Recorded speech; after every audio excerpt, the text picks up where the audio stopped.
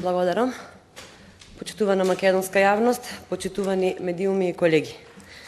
Денес на дневен ред го имаме Законот за градење, уште еден во низата закони со кои власта покажува кој е вистински газда во оваа држава, а кој е негов извршител. Уште еден во низата закони со кои оваа власт, само за да си го заштити криминалот, отиде дотаму што стана предводник и на фронт против Европската Унија, злоупотребувајќи го европското знаменце за да протурка законски решенија кои немаат апсолутно ништо европско во себе. Ако добро го погледнете законот, ако бар малку размислите, ќе видите дека во овој случај, за овој закон, најсоодветно име е закон за беззаконие во градењето. И од што немаат аргумент колегите од мнозинството, во некоја од нивните изјави кажаа дека законите се носеле со европско знаменце за побрзо да се изграделе коридорите. Па да ви кажеме, колеги, дека работата нема да оди побрзо ако нема проект и дозвола за градба. Градбата нема да оди побрзо со преморени работници и градбата нема да се забрза со исплата на дивоградбите.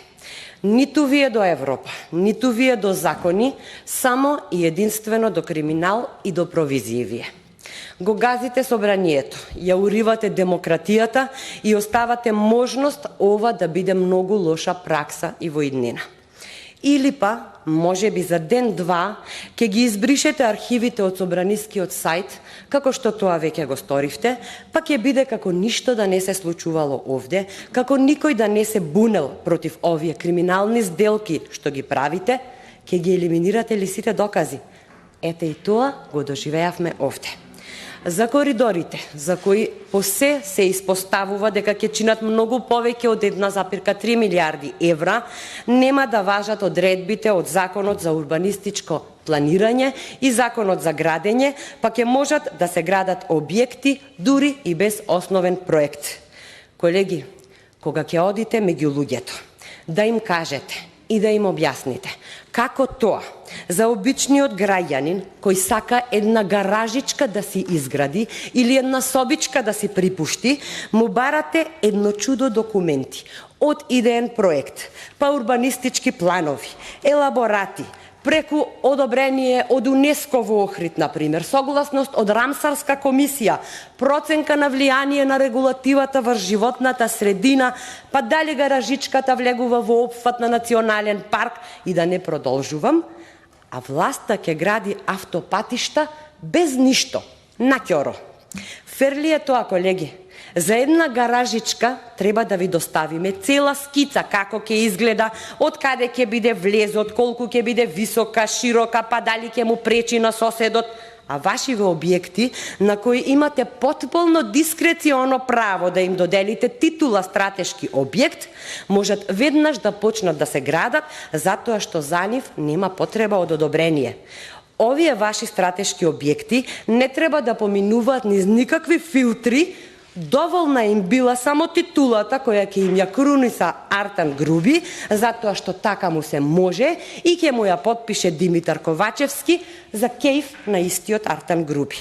И додека граѓаните секој ден чекаат редици пред катастар, овие објекти нема потреба да се впишуваат во катастар, затоа што Артан и Ковачевски се истовремено и урбанисти, и планери, и геодети, и се во оваа држава. Затоа, колеги, поднесовме 17 амандмани на овој закон за градење, кој слободно можете да го преименувате во закон за градење. Ние поднесовме амандмани за законот да не значи беззаконие. Апелирам да го повлечете ова катастрофално законско решение, затоа што со проширување на опфатот на објекти оставате широко поле за корупција. Која е веројатноста дека во иднина самата влада нема да дава титула објект од стратешки интерес како кога ќе и се посака? Како може ова да биде посебен закон за кој законите нема да важат? Па апсурдно е и самото изговарање. Посебен закон за кој постоечките одредби од законите нема да важат. Како што кажа во превод, закон кој ќе значи беззаконие при градењето. Толку. Па за овие величествени градби кои ќе никнат на коридорите, ќе се прекинуваат деталните урбанистички планови и генералните урбанистички планови само затоа што некој одлучил токму тие објекти да се стратешки. Боже, чувај ни го умот. Без основен проект се исплатија грдни суми на пари, а градбата се уште не може да започне и покрај налудничавото мафтање со зеленото знаменце од страна на премиерот. Кому му мафта да започне со градба без основен проект, луѓе мои, само тој си знае. Или поточно, така му кажале, па си знае, ако знае. Нека застане пред народот и нека одговори зошто багерите ги снема веднаш после снимањето на рекламата. Исто така ги снема и багерите од фабриката за електрични автомобили во Тетово и уште не се појавени. Таму остана само камен темелникот и лопатите од цела владина свита, а кај Битола само инфотаблата од свечената владина пиар церемонија. Десетици илјади евра фрливте за да креирате лажна слика, а во реалноста лаги и манипулација за почеток на нешто што не може и не смее да започне. Колеги, дајте свестете се да не дозволуваме ова нешто да биде реализирано на ваков начин. Па како може со законска измена да се гради без да се почитува основата за донесување и реализација на еден проект, па макар били стратешки? За јавноста да види со какви налудничави предлози се бориме ние овде секој ден, ќе го прочитам член 2В од законските, односно незаконските измени, кој вели вака.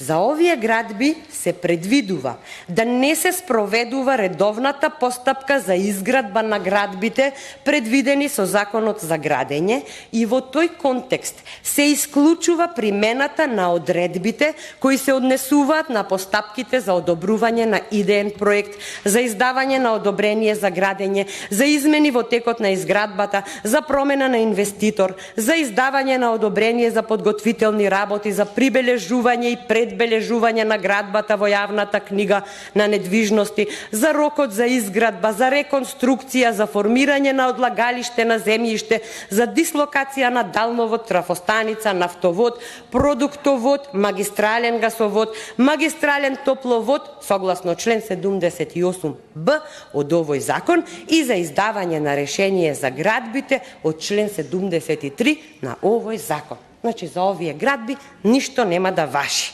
Значи, почитувана македонска јавност, вие кои нерви кините по шалтерите и трчате од урбанизам до катастар, по геодети и елаборати, за да си изградите или доградите уште некое сопче, имајте предвид како функционира и што ви прави власта. Власта ќе си гради без градежна дозвола и основен проект, без впишување на објектите во катастар, без одобрение и решенија. Власта ќе си гради каде сака, што сака и кога сака. Без транспарентност и отчетност. Како да веруваме во честност, колеги? Ајде нас како пратеничка група не слушате. Мислите одинаед говориме овде, ама одинаед ли ве предупредуваат и стручните лица во областа на градењето и урбанистичкото планирање? Одинаед ли ве повикуваат на разум и од комората на овластени инженери и архитекти кои со писмен допис ви укажуваат на фактот дека со кратење на постапките доведувате до нетранспарентни процеси кои ќе доведат до негативни импликации во секаков поглед?